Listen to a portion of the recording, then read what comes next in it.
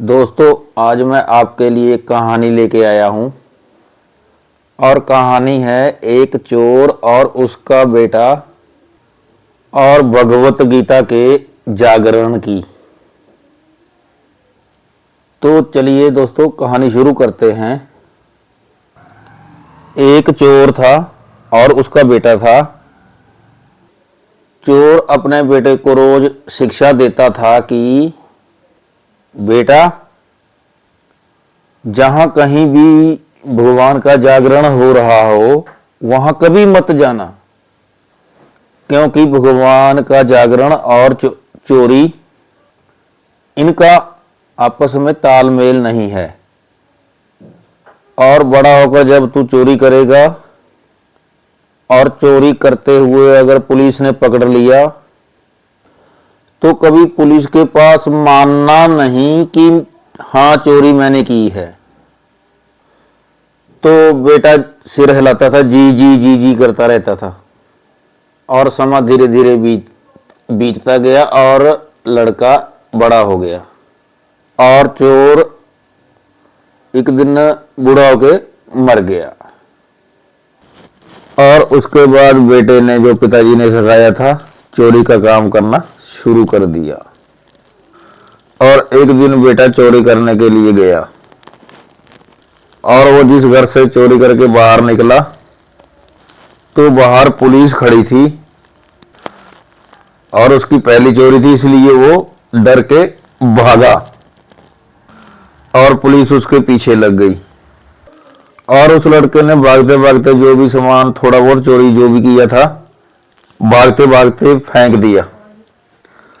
और भागते हुए बेटे को कहीं छुपने के लिए जगह भी नहीं मिल रही थी। काफी दूर जाने के बाद एक जगह पर आगे कहीं जाकर भगवान का जागरण हो रहा था और टेंट वगैरह सब पूरा पंडाल सजा हुआ था और एक साधु महात्मा सत्संग फरमा रहे थे और बहुत पब्लिक, मतलब संगत बैठी हुई थी। उसने सोचा चलो इस संगत में छुप जाता हूं। तो छुपने के लिए सोच ही रहा था कि उसे अपने पिताजी की बात आ गई कि जहां भगवान का जागरण लगा हुआ हो वहां कभी मत जाना। पर वो भागते भागते थक गया था और उसके पास छुपने के लिए उससे अच्छी जगह और कोई थी भी नहीं। और वो फटाफट भागकर संगत में बीच में जाकर बैठ गया। जैसे ही वो बैठा तो जो महात्मा सत्संग फरमा रहे थे उन्होंने कहा कि ये जो देवी देवता होते हैं इनकी परछाई नहीं होती है। और इतनी सी बात उसके कान में पड़ी और उसके अपने पिताजी की बात याद आ गई कि ये तो सुनने के लिए पिताजी ने मना किया हुआ है कि सुनना नहीं है। और उसने अपने दोनों कान हाथों से बंद कर लिए और थोड़ी देर के बाद उसे ढूंढते ढूंढते पुलिस आ गई। तो इतनी पब्लिक के बीच में वो कब बैठा कहीं दिखाई नहीं दे रहा था, सब एक जैसे ही लग रहे थे। तो ढूंढते ढूंढते जैसे ही पुलिस आगे गई, बीच में पहुंची, तो पुलिस ने देखा कि सब लोग महात्मा की ओर देख रहे हैं, बड़े ध्यान से हाथ जोड़ के बैठे हैं। ये जो एक आदमी बैठा है इसने अपने कान पे हाथ रखे हुए है अपने और नीचे को मुंह किया हुआ है, शायद यही चोर हो सकता है। और पुलिस ने जाकर उसे उठाया और उसे फिर पिताजी की बात याद आ गई कि अगर पकड़ा गया तो कभी मानना नहीं। उसके बाद उसने कहा जी मैंने चोरी नहीं की है। और पुलिस ने कहा चलो हमारे साथ थाने चलो, वहां छानबीन होगी। और कुछ देर के बाद पुलिस चौकी में हवालात के पास पहुंच गए, पुलिस वाले भी साथ में थे। उन्होंने उसे हवालात में बंद कर दिया और अब सोचने लगा कि यार मेरी तो पहली चोरी थी, मैं तो पकड़ा गया। चलो पकड़ा गया तो कहता है कोई बात नहीं, मैंने तो मानना तो है नहीं, पिताजी ने नहीं मना ही किया हुआ है कि कभी मानना नहीं है। उधर पुलिस वाले कह रहे हैं कि यार हमने इसको देखा है कि चोरी तो इसी ने की है, लेकिन ये मान नहीं रहा है। और उसके बाद पुलिस वालों ने उसको पकड़ने के लिए एक प्लान तैयार किया और उस प्लान में एक लेडीज शामिल की उन्होंने, जो पुलिस कांस्टेबल ही थी। उससे कहा कि तू अपने तरीके से पूछ इससे। उसने बोला ठीक है जी। उसके बाद उस लेडी कांस्टेबल ने माता का रूप धारण किया, माथे पे तिलक लगा लिया, जटाएं खुली छोड़ ली, हाथ में त्रिशूल पकड़ ली, साड़ी पहन ली और माता का रूप धारण करके अपनी प्लानिंग के मुताबिक वो हवालात का दरवाजा खोलकर जहां वो लड़का था वहां पहुंच गई। और उस वक्त वो लड़का सोया हुआ था, रात के 11 बजे हुए थे। तो उस लेडीज ने माता के रूप के धारण में बोला, आवाज लगाई उस लड़के को, बेटा बेटा उठो। और वो उठकर बैठ गया और वो हड़बड़ा कर देखने लगा कि मैं तो इसे जानता नहीं हूं, कौन है ये। तो उस लेडीज ने माता के रूप में कहा, बेटा मैं जानती हूं कि तूने चोरी नहीं की, और ये भी जानती हूं कि चोरी तो तूने ही की है। तू मुझे सच सच बता दे, मैं माता हूं, माता रानी हूं, मैं तुझे अपने आप बचा लूंगी। और उस लड़के ने समझा कि ये वाकई यार ये तो सच में माता रानी है, चलो इसे सच सच बता देते हैं।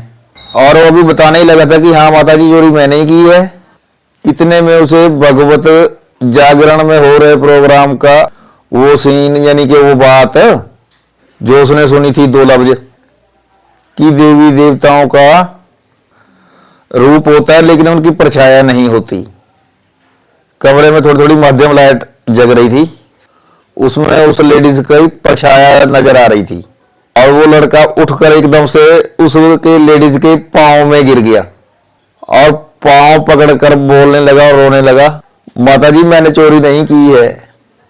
और उस लेडीज ने कहा, कोई बात नहीं बेटा, अभी आप आराम करो, मैं चलती हूं। और दूसरे दिन सुबह उस लेडी ने पुलिस वालों को अपने सीनियर को रिपोर्ट करके बताया कि जी सचमुच इस लड़के ने चोरी नहीं की है, इसे छोड़ दो, ये बेकसूर है। और पुलिस वालों ने छोड़ दिया। और अब वो खुशी खुशी अपने घर को जा रहा था। और बाहर निकलने के बाद थोड़ी देर दूर जाने के बाद उसे याद आया कि मेरे पिताजी तो कहते थे कभी भगवान का जागरण नहीं सुनना है, लेकिन आज मुझे भगवान के जागरण ने ही बचा लिया। जो 2 लफ्ज मैंने सुने थे कि देवी देवताओं की परछाया नहीं होती, वो लफ्ज मैं ना सुनता, उन 2 लफ्जों ने ही मुझे आज बचा लिया। अगर मैं पूरा जागरण सुन लेता तो मेरे पूरी जिंदगी के दुख सुख कट जाते। तो दोस्तों आप इस कहानी का मतलब समझ गए होंगे, इसका शीर्षक भी समझ गए होंगे, मतलब भी समझ गए होंगे, अर्थ भी निकाल लिया होगा आपने कि क्या है। तो भगवान के लफ्जों में इतनी ताकत होती है। और उसके बाद उस लड़के ने चोरी करना छोड़ दिया और जो महात्मा उस दिन सत्संग प्रवचन सुनवा रहे थे उनकी संगत में जाकर रहने लग गया।